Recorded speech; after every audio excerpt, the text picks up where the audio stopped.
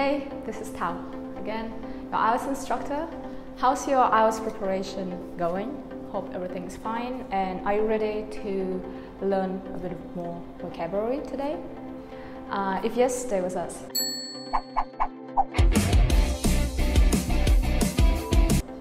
You know, in speaking part 2, very often you need to describe a person, and not only in speaking part 2 that you can use some of the words that you're going to learn today, and I'm going to give you some idioms and some expressions to describe a person and his qualities. Alright, so let's get started. The first one is a dark horse. Dark horse. When you call someone a dark horse, means you're talking about the person who has some great abilities that he or she doesn't actually show, or people around him or her are not aware of. For example, he's insanely talented and he can paint greatly, but nobody knew about that until now. He's a real dark horse. The second one would be life and soul of the party.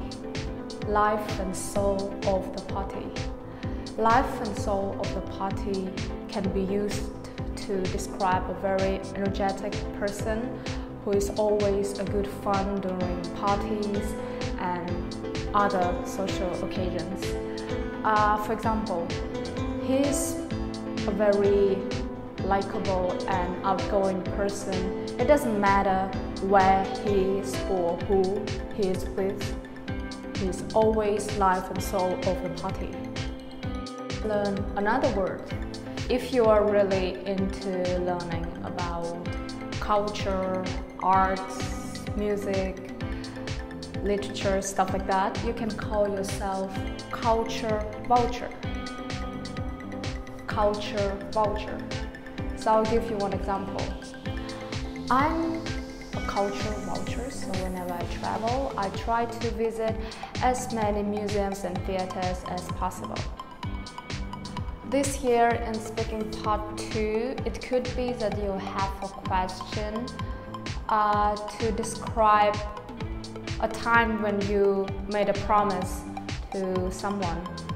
And for that occasion, if you're a person who always does what he promises, then you can call yourself a man of his word, or if you're female, then you will call yourself a woman of her word, right? So I'll give you an example.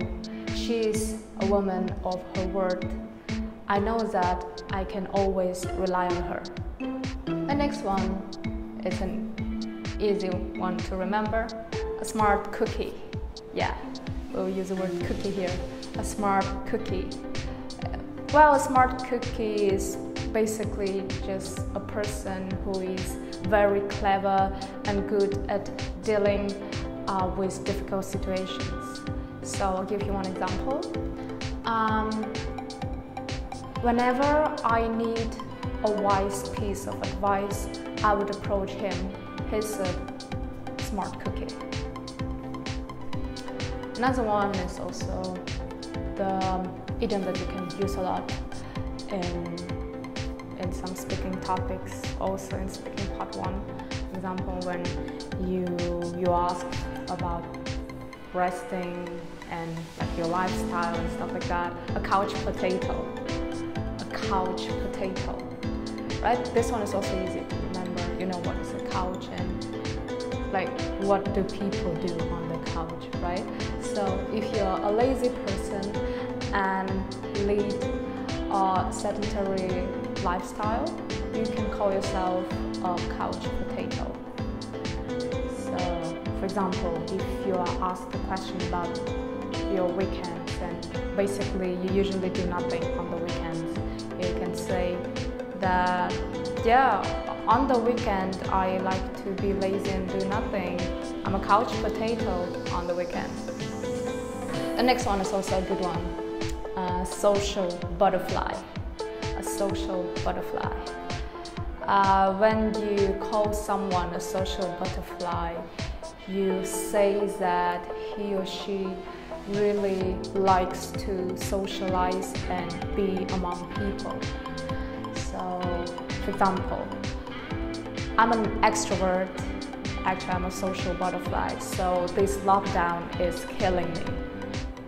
Alright, the next one is actually the opposite of a social butterfly, and we're going to talk about the person who isn't really into socializing and prefers to be on his or her own, right? And here we have a lone wolf. A lone wolf. So yeah, here's an example. He's a lone wolf. You will see him being around on his own most of the time. And the last one is a happy camper. A happy camper.